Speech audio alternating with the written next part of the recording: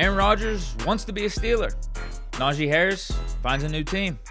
And the Steelers sign another Ravens linebacker. All that and more. Big Deke News.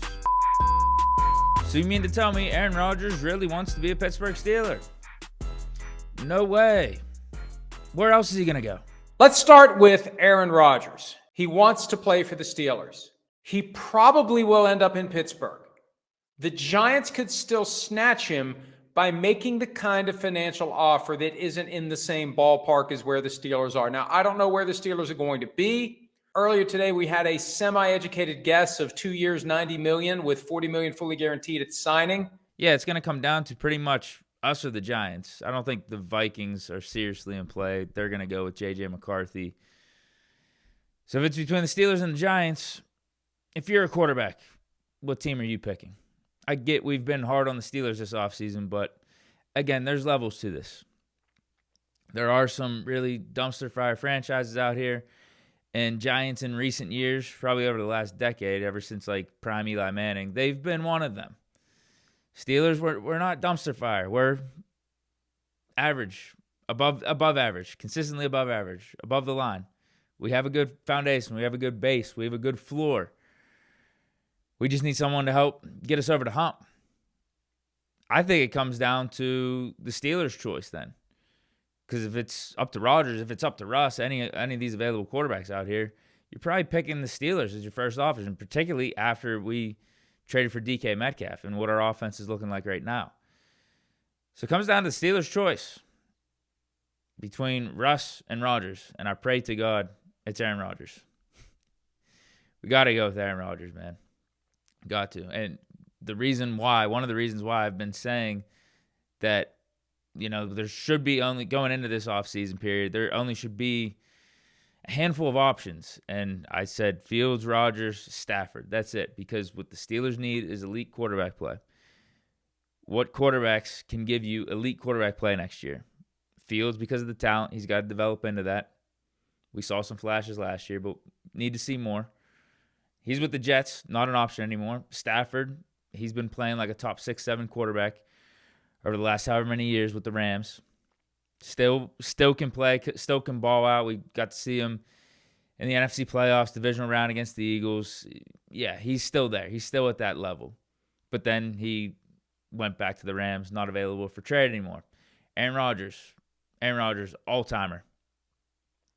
Wasn't his best season last year, but let's be real. Rodgers, not so good seasons are, average quarterbacks, great seasons. Last year had 28 touchdowns, was top 7 in the league in that. I think he was top 7 or 8 in passing yards. Come on, bro. And we got to see him get better as the season went on, as opposed to Russ. We got to see Russ get worse as the season went on. So I'm thinking with Rodgers, there's a really good chance he's better next year. Really good chance. Got better as the season went on, knocked the rust off the Achilles injury. And then if he comes to the Steelers, he's not going to be a part of as bad of an organization as the Jets were. Steelers, as I said, better structure, better foundation, all that stuff. Better floor. And that's what Rodgers could use after being with the Jets for these last couple of years. I think he took it for granted over in Green Bay. But now the Steelers, we're in need of a quarterback. We can offer him something like that. Add to the fact, too, we got a DK Metcalf. We got a Pickens. Rodgers is going to be further removed from that Achilles injury. That's the thing. I get he's going to be another year older. But, again, we got to see him get better as the season went on. Last year as he was 40. And he's one of those dudes that takes care of himself. Like, do you think his body's breaking down when you watch him play? He's still mobile enough. He could throw it all over the yard. The arm talent's there. The arm strength's there. I compare it to Brady with the Bucs. I really do. And if that's the type of situation the Steelers can put themselves in, you got to take that chance. You got to shoot for the ceiling. You got to shoot for elite quarterback play. And Rodgers, he's one of those dudes, man. He's one of those dudes that if there's someone that can do it and still play at an elite level for the next 2 or 3 years, if you could surround him with enough talent on offense, receivers, good O-line, good running backs, like Brady had in Tampa Bay, watch out. Some special stuff could happen. It also could not go good, and that's the risk you take with this type of stuff. But the Steelers, at this point, have to take risks. And I like the risk we took or the chance we took on trading for DK Metcalf, taking a big swing there. Rodgers is the next one. It's the no-brainer move with how the quarterback landscape is played out. No-brainer move. Got to do it. Have to. Which I think is going to happen because really over the last 24 hours or so, there's been no real talks about the Steelers having like serious discussions anymore with Russ, right? And Russ at this point might be moving on in his own mind too. He's seeing that Steelers obviously wanted Justin Fields over him in terms of between the in-house quarterbacks. And now there's a no Fields option anymore. And the Steelers all of a sudden like pivot to talking to Rodgers while they're kind of still talking to Russ maybe a little bit. So he might be done with the Steelers himself. And we'll be looking more into the Giants, or I'm seeing some stuff about the Titans. I don't know how serious that is. But I could see it working for the Titans. I think that would actually be a smart move for the Titans. Sign Russ, bridge quarterback, draft Cam Ward, enable him to sit for a little bit, maybe the whole first year, get acclimated, and not a bad strategy. Although I do think Cam Ward's ready to go week one. I think he is the best quarterback in this class. I think he started ready. I mean, he's been in college for a minute, been in 3 different programs. If you're taking Cam Ward, you should be starting him week one. I think he's just one of those guys. So actually, maybe the Titans make less sense. But I saw them being thrown into the mix for Russ. Because outside of the Giants, I don't know who else is out there then. Without this Titans potential late run at Russ, who else? Maybe Colts? That would fall perfectly in line with the Colts too. And them going for these older quarterbacks on like 1-year deals, last year of their career type of thing. Phillip Rivers, Matt Ryan, Carson Wentz, even though it technically wasn't his last year in the league, it was his last year as a legitimate starter. I feel like I'm missing a name. Nick Foles was on the Colts for a minute too. There's definitely a name I'm missing. But, oh well. Anyway, yeah, Rodgers wants to be a Steeler. It should happen. I don't know about that number Florio's bringing up. 2 years, $90 million, which would be like 40, 45 per year. What do you say, like 40 guaranteed? No, I think Rodgers is going to take – he was taking pay cuts for the Jets that brought down his salary to, I think, around 30. I think at this point, man, he's like if he's playing for like the love of the game. I think you're playing because you still have that competitive edge. And you just want to keep doing it. Like you don't envision yourself doing anything else over the next year or so. You want to still be playing football because you only have a limited amount of time to play the game. And he understands that. And he talked about how these last couple of years with the Jets has invigorated his love for the game again. So I don't think he's looking to break the bank or anything. He's looking to be a part of a really good team, a championship team. And I think he understands that him taking more money makes it less likely for the Steelers or whatever team to build out a better roster around him. It's pretty much that simple. So Brady was taking, in his days down in Tampa, it was like $25 million. Breeze, remember his deals in the late stages with the Saints? He was always restructuring, doing new extensions and stuff. I think he was only getting like 20, 25 as well. So that's what I would think with Rodgers. 25. Nothing crazy. And that's probably what Russ would be looking at too. But I think the Steelers, the ball was in their court. It's their decision to make between Rodgers and Russ, and you know what I've been saying. Anyway, we got some more news to talk about. Najee Harris, no longer Pittsburgh Steeler, found a new team. LA Chargers just signed with them on a 1-year deal for $9.5 million.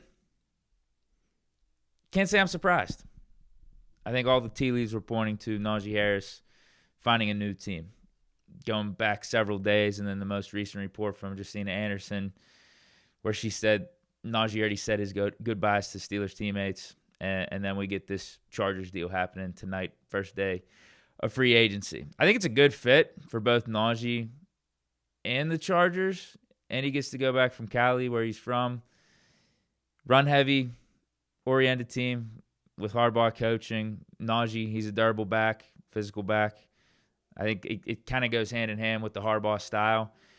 And he may be able to, because we've had our complaints about Najee being on the slower side, the less explosive side in a Steeler uniform, but maybe out in Cali on that turf field in LA, he might be able to run a little bit quicker, because he even said he likes playing on turf fields better than grass, going back to his days at Alabama. Like when they would go to SEC championships and stuff, he said he loved playing in the Georgia Dome.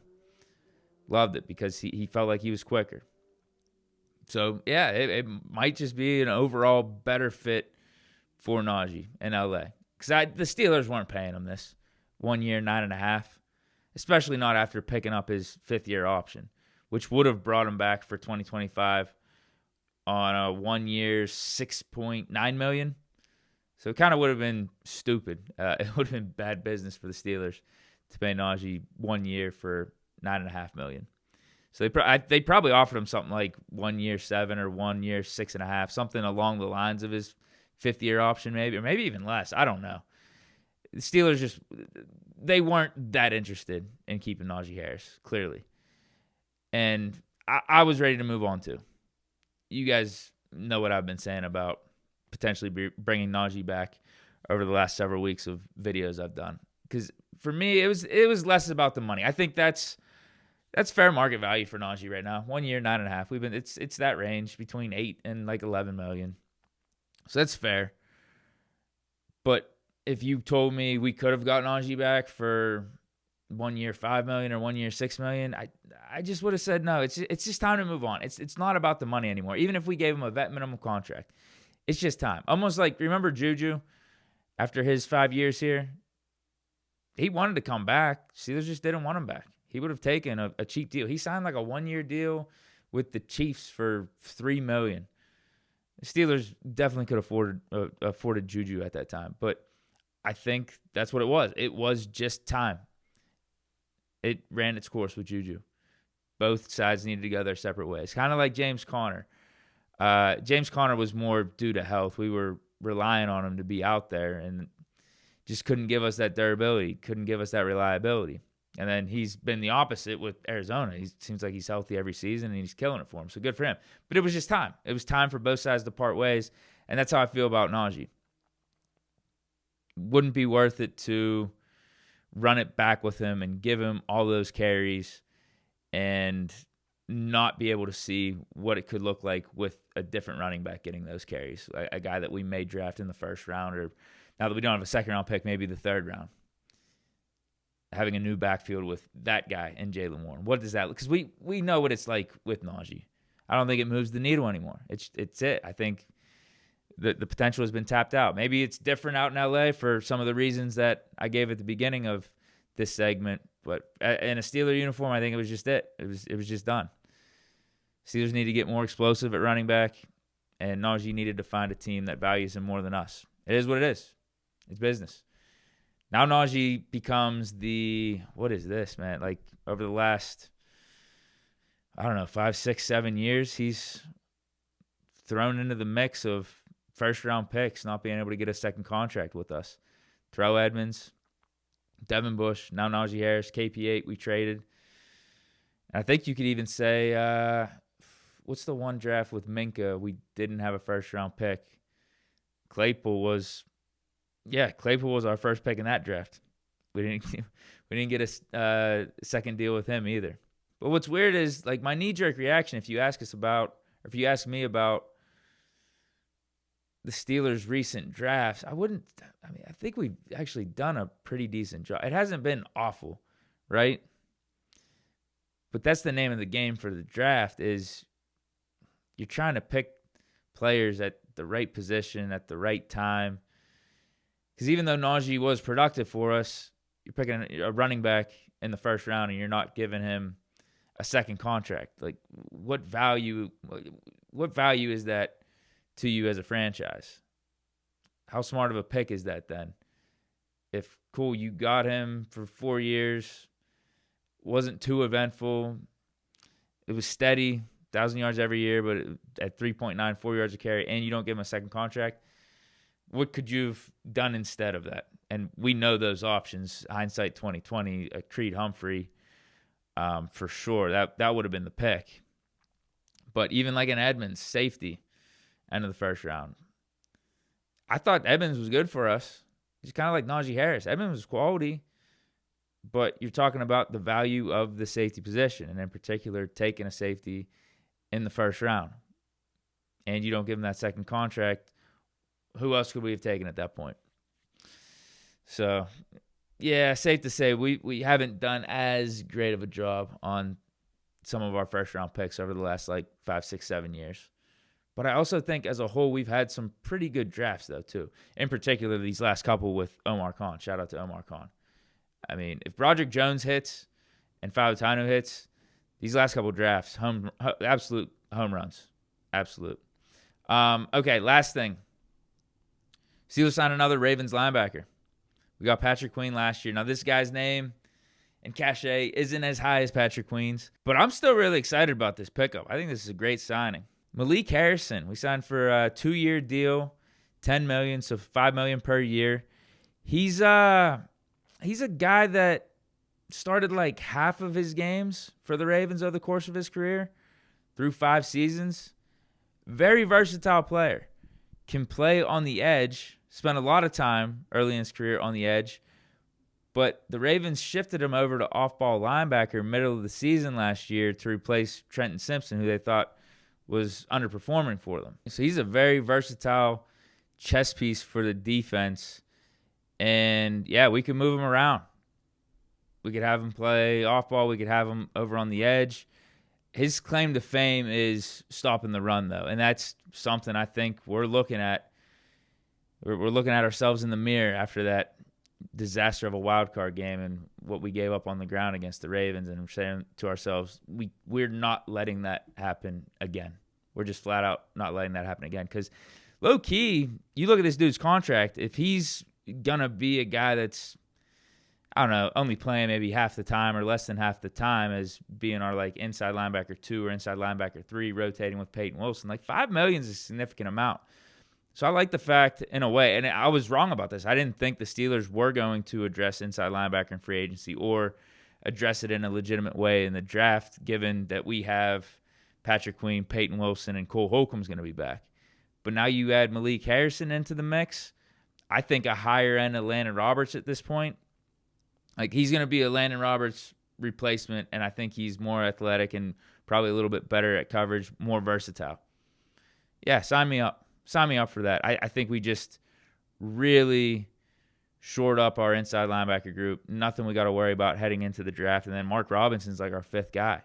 Malik Harrison also does some special team stuff too. So this is a really nice pickup.